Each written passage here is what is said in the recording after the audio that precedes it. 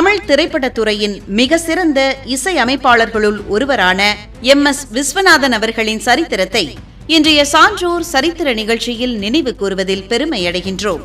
MS Viswanathan அவர்கள் 1928ஆம் ஆண்டு June மாதம் 24ஆம் தேதி அன்று கேரள மாநிலம் பாலக்காட்டிற்கு அருகில் உள்ள எலப்புள்ளி கிராமத்தில் பிறந்துள்ளார். 2015ஆம் ஆண்டு ஜூலை மாதம் 14ஆம் தேதி இயற்கை எய்தியுள்ளார். MS விஸ்வநாதன் அவர்களின் முழு பெயர் மணையங்கத்து சுப்பிரமணியன் விஸ்வநாதன் ஆகும். அதனை சுருக்கி நாம் MSV என்று அழைக்கின்றோம்.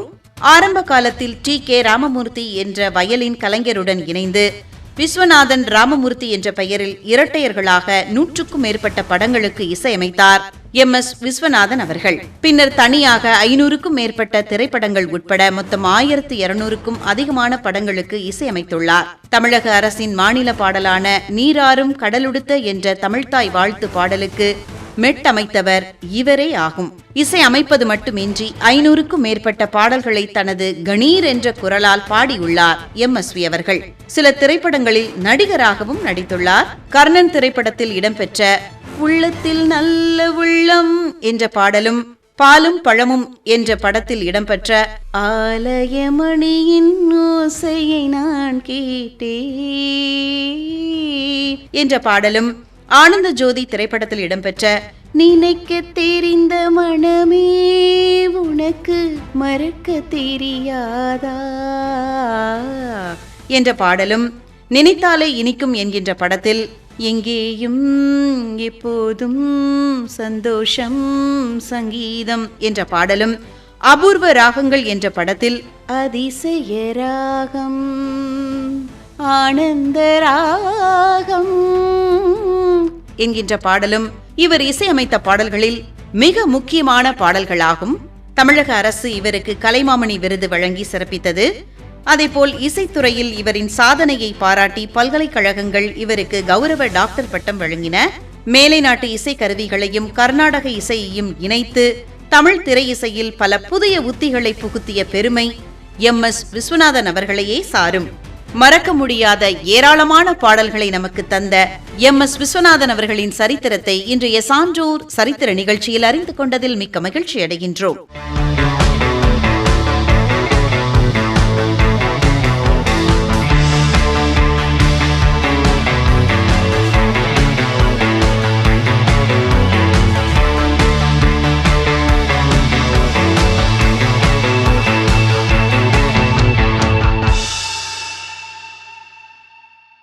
தமிழ் திரையுலகில் மெல்லிசை மன்னர் என்று அன்போடு அழைக்கப்படும் ஒரு மாபெரும் இசை மேதையான MS விஸ்வநாதன் அவர்களுடைய சரித்திரத்தை இன்றைய சான்றோர் சரித்திர நிகழ்ச்சியில் நினைவு கூறுவதில் பெருமையடைகின்றோம். 20ஆம் நூற்றாண்டின் மிக சிறந்த ஆன்மீக வழிகாட்டிகளில் ஒருவரான சுவாமி சிவானந்த சரஸ்வதி அவர்களுடைய சரித்திரத்தை இன்றைய சான்றோர் சரித்திர நிகழ்ச்சியில் நினைவு கூறுவதில் பெருமையடைகின்றோம். 1887ஆம் ஆண்டு செப்டம்பர் மாதம் 8ஆம் தேதி அன்று தமிழ்நாட்டின் திருநெல்வேலி மாவட்டத்தில் உள்ள பத்தமடை என்னும் கிராமத்தில் பிறந்துள்ளார். 1963ஆம் ஆண்டு ஜூலை மாதம் 14ஆம் தேதி அன்று ரிஷிகேஷில் மகா சமாதி அடைந்துள்ளார். டிவைன் லைஃப் சொசைட்டி என்ற ஆன்மீக அமைப்பை நிறுவிய யோக குரு ஆவார். நன்மை செய் நற்பண்போடு இரு என்ற எளிய தாரக மந்திரத்தின் மூலம் லட்சக்கணக்கான மக்களின் வாழ்வில் ஆன்மீக ஒளியை ஏற்றியவர் சுவாமி சிவானந்த சரஸ்வதி அவர்கள். இவருடைய இயற்பெயர் குப்புசாமி ஆகும். புகழ்பெற்ற வேதாந்த அறிஞரான அப்பைய தீட்சதரின் வம்சத்தில் பிறந்தவர். இளமையிலேயே மருத்துவம் பயின்று பிரிட்டிஷ் மலாயாவில் பல ஆண்டுகள் ஏழை மக்களுக்கு இலவச மற்றும் அர்ப்பணிப்புடன் கூடிய மருத்துவ சேவை செய்தார். உடலுக்கு தரும் மருத்துவம் தற்காலிகமானது, மனிதனின் ஆன்மீக பிணிக்கு ஆன்மீகமே நிரந்தர மருந்து என்பதை உணர்ந்து துறவரம் பூண முடிவெடுத்தார். 1924ஆம் ஆண்டு இமயமலையின் அடிவாரத்தில் உள்ள ரிஷிகேஷ் பகுதிக்கு வந்தார்.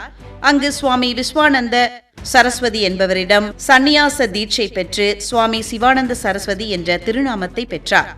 கங்கை கரையில் உள்ள ஸ்வர்காசிரமத்தில் ஒரு சிறிய பாழடைந்த குடிலில் தங்கி கடுமையான தவங்களையும் மௌன விரதங்களையும் மேற்கொண்டார். சுவாமி சிவானந்தர் தியானம் மற்றும் தவம் செய்வதோடு நில்லாது உலக மக்களின் ஆன்மீக எழுச்சிக்காக பல பணிகளை செய்தார். ரிஷிகேஷில் உலகளாவிய ஆன்மீக விழிப்புணர்வை ஏற்படுத்த டிவைன் லைஃப் சொசைட்டி என்ற அமைப்பை நிறுவினார். யோகா மற்றும் வேதாந்த கல்வியை முறையாக கற்பிக்க யோக வேதாந்த வன அகாடமி என தொடங்கினார். இயற்கை மற்றும் ஆயுர்வேத மருத்துவ முறைகளை ஊக்குவிக்க சிவானந்தா ஆயுர்வேத பார்மசி ஆரம்பித்தார். யோகா, தியானம், வேதாந்தம், சுகாதாரம் போன்ற பல்வேறு தலைப்புகளில் ஆங்கிலத்தில் 200க்கும் மேற்பட்ட நூல்களை எழுதியுள்ளார். இவர் கர்ம யோகம், பக்தி யோகம், ஞான யோகம் மற்றும் ராஜ யோகம் ஆகிய 4ஐயும் இணைத்து கலப்பு யோகம் என்ற தத்துவத்தை உலகிற்கு போதித்தார். இவரிடம் பயிற்சி பெற்ற சீடர்களான சுவாமி சதானந்தா, சுவாமி விஷ்ணு தேவானந்தா போன்றோர் உலக நாடுகளுக்கு யோகாவை கொண்டு சேர்த்தனர். பாரத பிரதமர் APJ அப்துல் கலாம் அவர்கள் தனது இளமை காலத்தில் வழி தெரியாமல் தவித்தபோது இவரை சந்தித்து ஆறுதலும் வழிகாட்டுதலும் பெற்றார் என்பது குறிப்பிடத்தக்கது. தனது வாழ்நாள் முழுவதையும் உலக நன்மைக்காக அர்ப்பணித்த சுவாமி சிவானந்தர் 1963ஆம் ஆண்டு ஜூலை மாதம் 14ஆம் தேதி அன்று ரிஷிகேஷில் மகா சமாதி அடைந்தார். 20ஆம் நூற்றாண்டின் மிக சிறந்த ஆன்மீக வழிகாட்டிகளில் ஒருவரான சுவாமி சிவானந்த சரஸ்வதி அவர்களுடைய சரித்திரத்தை இன்றைய சான்றோர் சரித்திர நிகழ்ச்சியில் அறிந்து கொண்டதில் மிக்க மகிழ்ச்சி அடைகின்றோம்.